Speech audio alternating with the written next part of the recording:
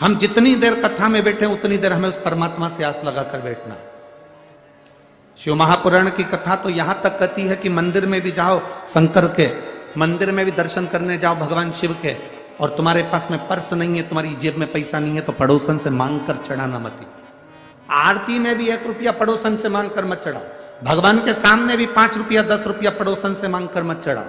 भगवान को बड़ा बुरा लगता है जैसे सास तुम्हारे साथ में है और तुम पड़ोस की काकी से कहो काकी मुझे 200 रुपए दे दो, और सास से नहीं मांगो तो सास को बुरा लगता है। उसी तरह भगवान के मंदिर में भगवान के सामने तुम पड़ोसन से मांग कर आरती में पैसा चढ़ाओ या भगवान के सामने पैसा चढ़ाओ, भगवान ये नहीं चाहता। भगवान कहता है तेरा पिता मंदिर के अंदर बैठा है, तू एक बार मुझसे कहता तो मैं तुझे देता, तू मुझसे तो बोलता,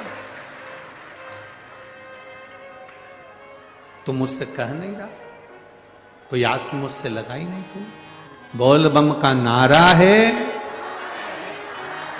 सारी समस्या का हल,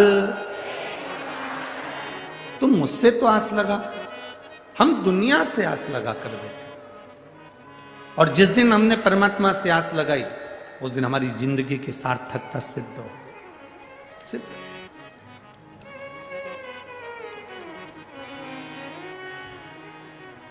दिल से सुनो, थोड़ी फाइल मोटी होगी, कष्ट ज्यादा होंगे, तकलीफें होंगी, थोड़ा समय लग सकता है कष्ट को मिटाने में, पर अगर आपने 1 लोटा जल देवाधिदेव महादेव को चढ़ाना प्रारंभ करा है तो वो जल खाली नहीं जा सकता, वो जल खाली नहीं जाए।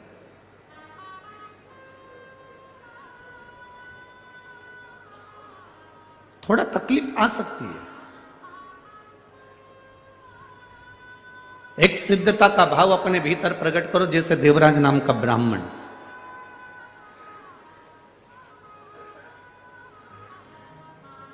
चोर है, धन नहीं है, पैसा नहीं है, चोरी का धन लेकर आया है और वो धन लेकर शिव जी के मंदिर में पहुंच जाता। इसको भी नहीं मालूम कि मेरी माता शंकर के मंदिर में 1 लोटा जल चढ़ाती रहे। आप में से कई माताएं ऐसी बैठी हैं, आप में से कई भाई ऐसे बैठे हैं कि घर के लोगों को भी मालूम नहीं पड़ने देती कि किसको साड़ी दिला देती है, कौन बहन बेटी को पांव की पायल दिला देती है, किसको पानी पिला देती है, किसको भोजन करा देती है, भूखे को अन्न का दान दे देती है, पर किसी को मालूम नहीं पड़ने देती। आप में से कई माताएं ऐसी बैठी, आप में से कई भाई लोग ऐसे बैठे हैं कि किसी को नहीं मालूम पड़ने देते कि कब कौन सा पुण्य कर कर चले जाते।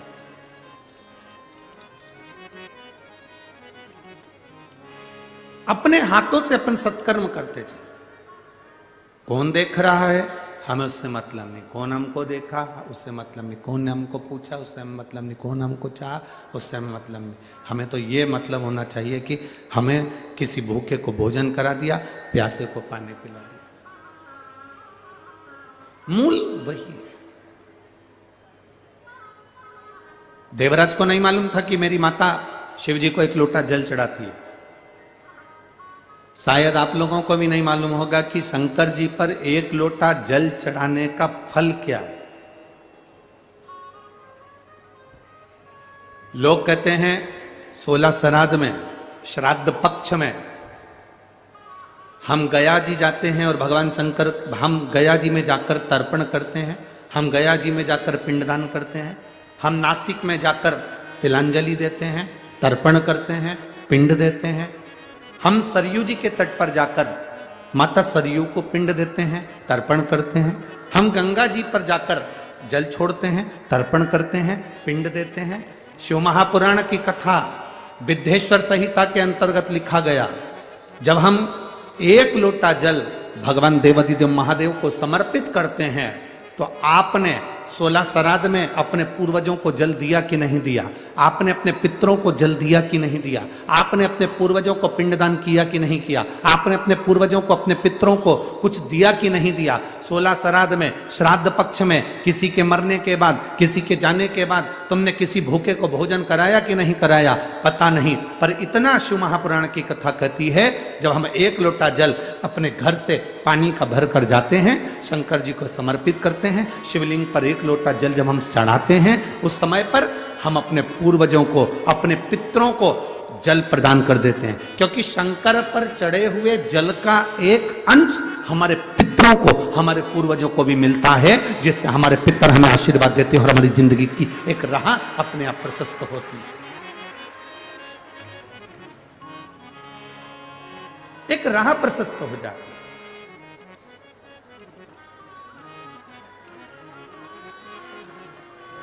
हम वो जल जो शिव जी को समर्पित कर रहे हैं, भगवान शंकर को, भगवान देवादिदेव महादेव को समर्पित कर रहे हैं, वो जल खाली नहीं जाता। आपका दिया गया एक लोटा जल आपके पूर्वजों के हिस्से में भी जाता है। शिव जी पे चढ़ाए गए एक लोटे जल में से एक अंश आपके पितरों को भी प्राप्त होगा। अच्छा चलो एक बात आपसे पूछें, 40 गांव वाले सब उत्तर देना जरा अच्छे से, हो बड़ा ध्यान से उत्तर देना।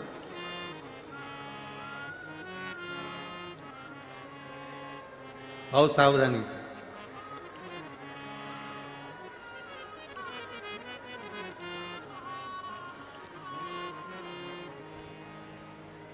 ये कार्यकर्ताओं से निवेदन है, आप लोग जो चल रहे हैं, फिर रहे हैं बार बार, आप लोग अपनी जगह पर बैठ जाओ, और जिनको पानी देना है उनसे निवेदन है कि आप बाहर जो धूप में बैठे हैं, गर्मी में बैठे हैं, आप उनको पानी दीजिए। और जितने कार्यकर्ता खड़े हैं वो सब बैठ जाएं, कोई भी कार्यकर्ता खड़े नहीं रहेगा। यहाँ जितने भक्त कथा सुनने आए हैं ये सब शंकर के भक्त हैं, ये अपने आप व्यवस्था जमा लेते हैं। बार बार जाने आने का काम खत्म करिए और आप लोग बैठ कर कथा का आनंद लीजिए। यदि किसी का स्वास्थ्य खराब होता है तो उसके लिए वहाँ पर कार्यकर्ता खड़े होंगे, वो स्वयं व्यवस्था कर लेंगे। आप लोग अपनी जगह पर बैठकर कथा का लाभ लीजिए। 40 गांव में ये बार बार कथा नहीं मिलने वाली है। आज पहला दिन चले जाएगा, 4 दिन की कथा में आखिरी दिन सुबह का टाइम हो जाएगा, चले जाएंगे। महाराज जी 3-4 दिन की कथा आप लोगों को प्राप्त होगी। आप क्यों अपना आनंद छोड़कर यहाँ वहाँ भटक रहे हो? दिल से सुनो, दिल से।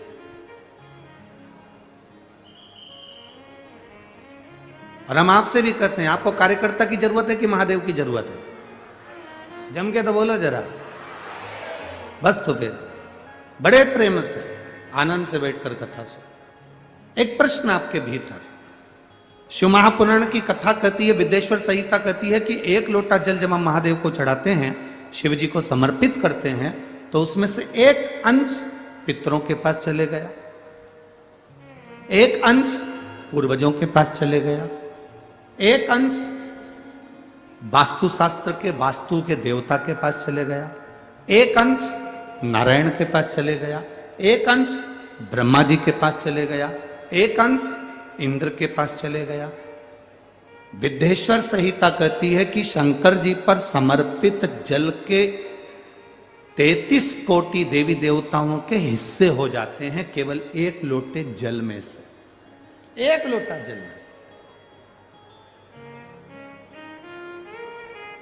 33 कोटि देवताओं के हिस्से हो जाते हैं एक लोटा जल में से। अब आपसे प्रश्न यह है, जब से शिव महापुराण की कथा टीवी पर चालू हुई, जब से शिव महापुराण की कथा भारत के लोगों ने, विश्व के लोगों ने सुनना प्रारंभ करा, जब से शिव महापुराण की कथा लोग श्रवण करना प्रारंभ करे, सुनना प्रारंभ करे, तब से आज तक, और उसके पहले का समय निकाल कर देखना, पहले जब आप किसी को पत्रिका दिखाते थे, हाथ दिखाते थे, तो लोग कहते थे कि पितृदोष है। बोलो, बोलते थे कि नहीं बोलते थे? लोग कहते थे वास्तु दोष है, लोग कहते थे काल सर्प दोष है। इसका पूजन कराओ, पितृदोष का पूजन कराओ, कालसर्प दोष का पूजन कराओ, वास्तु दोष को सही कराओ। जब से शंकर को तुमने एक लोटा जल चढ़ाना प्रारंभ करा और दुनिया के लोगों ने शिव को मानना प्रारंभ करा, उसके बाद तुमने बहुत कम मात्रा में सुना होगा कि कोई कहता होगा कि पितृदोष है, कि वास्तु दोष है, कि कालसर्प दोष है। क्योंकि सारी समस्या का हल एक लोटा जल। जब हम शिव जी को जल चढ़ाते हैं तो हमारा पितृदोष, हमारा वास्तु दोष, हमारा कालसर्प दोष, ये सब अपने आप धीरे धीरे धीरे धीरे समाप्त हो जाता है, अपने आप।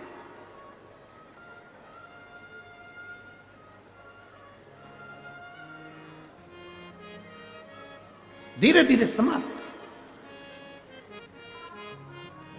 आपको भटकना नहीं पड़ता। कहते हैं जो पंडाल में बैठकर दिल से सुन लेते हैं, दिल से उसको अपना मानकर श्रवण करते हैं, वो क्या देगा वो वही जान सकता है। पर इतना जरूर है, खाली नहीं छोड़ेगा,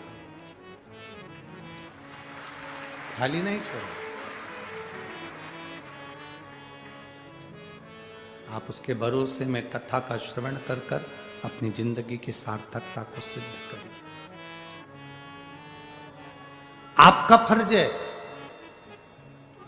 आप कथा सुनने बैठते हो, दूर दूर से 200-500 रुपए खर्च कर कर आते हो। बहुत सुबेरे से धक्के खाकर जगह संभाल कर बैठते हो, और कोई तुम्हारे आसपास में आकर तुम्हारे बार बार इधर घूमे उधर घूमे, उधर घूमे उधर घूमे, कहीं ये सामान कहीं वो सामान, तुम्हें उसके पांव पड़ करके देना चाहिए, तुम बाहर निकल जा, हमें कथा सुनने दो। हम तुम्हारा ये सामान तो बाहर भी खरीद सकते हैं, हम तुमसे बाहर भी मिल सकते हैं, हम तुमसे बाहर भी ले सकते हैं, हमको कथा सुनने दो, हमें कथा सुनना है। हमें तुमसे मतलब है, हमें कथा सुनना। एक विश्वास को पैदा करिए अपने अंदर, भरोसे की दृढ़ता को बनाइए, और जिस दिन तुम्हारा भरोसा दृढ़ होगा उस दिन तुम्हें अपने आप फल की प्राप्ति हो जाएगी अपने आप। शिव कथा कर रहे, भगवान शंकर का संवाद कर रहा। 3 चीजें अपने जीवन में आती है, परीक्षा, समीक्षा और प्रतीक्षा। कौन कौन सी 3 चीजें हैं? पहले नंबर पर जम के बोलो जरा, परीक्षा। दूसरे नंबर पर समीक्षा, और तीसरे नंबर पर प्रतीक्षा। ये 3 चीजें हमारे सामने। पहले नंबर पर परीक्षा। परमात्मा की कभी परीक्षा मत लो। हम दुनिया के लोगों को छोड़कर भगवान की परीक्षा लेने में बैठे हैं। आप में से कई लोग ऐसे होंगे जिनके पास में आप शंकर जी को जल चढ़ाने जाते होंगे तो लोग आकर आपके पास में खड़े होकर कहते होंगे, क्या तेरे भगवान में दम हो तो करके बता दे।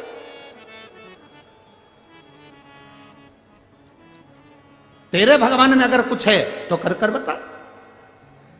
कई लोग ऐसे होंगे जो भगवान पर उंगली उठाएंगे। आप हाथ जोड़कर कह देना, ना तो मुझे भगवान की परीक्षा लेना है, ना मुझे परीक्षा से मतलब है।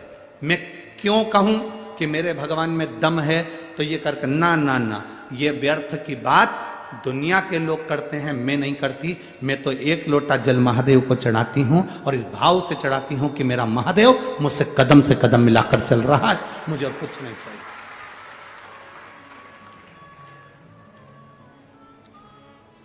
कई लोग मिलेंगे, आप जब शिव जी के मंदिर पे जाना चालू करोगे, शंकर जी को एक लोटा जल चढ़ाना प्रारंभ करोगे, शंकर जी का गुणगान गाना चालू करोगे, श्री शिवाय नमस्तुभ्यम बोलना चालू करोगे, शंकर के मंदिर में जाकर झाड़ू लगाना प्रारंभ करोगे, सफाई करना प्रारंभ करोगे, तो कई लोग मिलेंगे।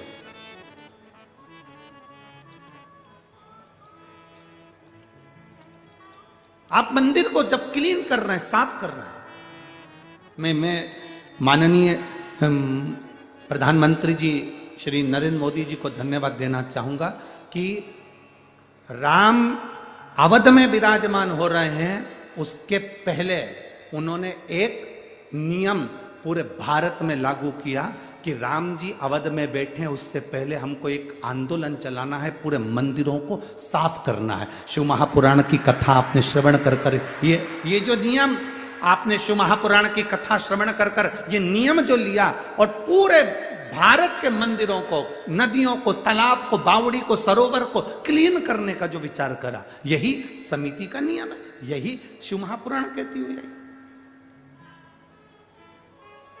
ये निर्माल्य विसर्जन के रथ क्यों चला रहे हैं?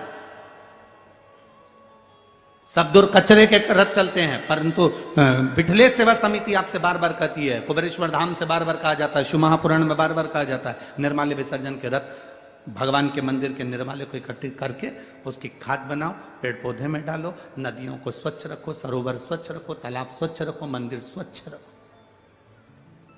साधुता है आपको इस चीज की। परीक्षा नहीं लेना हमें भगवान की। कोई तुमसे कहते रहा भगवान ये कर सकता है, हमें परीक्षा नहीं लेना। हम हमारे भगवान को हम क्यों परीक्षा में लागे, हमें नहीं लेना। दूसरे नंबर पर है समीक्षा। हमें अपने भगवान की तुलना किसी से नहीं करनी। हमें अपने भगवान की तुलना किसी से नहीं करनी। आप अपने लड़के से, आप अपनी बेटी से, आप अपने मुलगा से, आप अपनी मुलगी से, आप अपने बेटे से, आप अपनी बेटी से दूसरे की तुलना मत करो। उसके लड़के को देख ले उसने ऐसा कर दिया, उसके बेटी को देख ले उसने ऐसा कर दिया। नहीं, हमें अपने बेटा बेटी को ऐसा बनाना है कि दुनिया हमारे बेटा बेटी से प्रेरणा लेके उसके बेटा बेटी को देखो उसने ऐसा कर दिया। हमारे बच्चों से प्रेरणा दूसरे ले।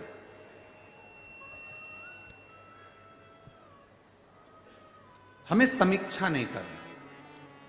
हमें दो चीजें नहीं करना, तीन चीजें हैं। पहले परीक्षा, दूसरी समीक्षा और तीसरी प्रतीक्षा। हमें तीन चीजों में से दो चीजें छोड़ देना। भगवान की पहली, भगवान की परीक्षा नहीं लेना। दूसरे नंबर पर हमें भगवान की किसी से होड़ नहीं करना, समीक्षा नहीं करना। हमें करना क्या है?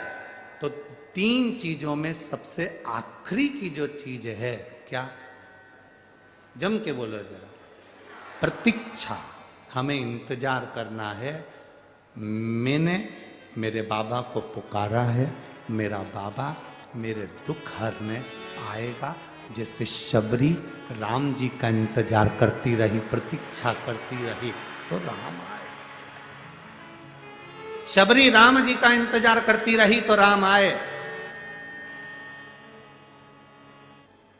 काशी में बैठकर नंदी इंतजार करता रहा तो काशी में विश्वनाथ का मंदिर में शिवलिंग प्रकट होना ही पड़ा। प्रतीक्षा, एक प्रतीक्षा। कौशल्या जी प्रतीक्षा करी, राम आए। भारतवासियों ने प्रतीक्षा करी, 500 साल लग गए, भले लग गए, पर राम अवध में आए। ये प्रतीक्षा है। हमें प्रतीक्षा करो, आएगा। ऐसा कोई दुख नहीं संसार में जो खत्म नहीं हो सकता। ऐसा कोई रोग नहीं जिसकी औषधि नहीं। ऐसा कोई दुख नहीं जो मिट नहीं सकता। मिटेगा, बस थोड़ा इंतजार करें, थोड़ा इंतजार। प्रतीक्षा करना पड़ेगा। आप जितनी प्रतीक्षा करोगे ना, उसमें आपको फल की प्राप्ति होगी, मिलेगा।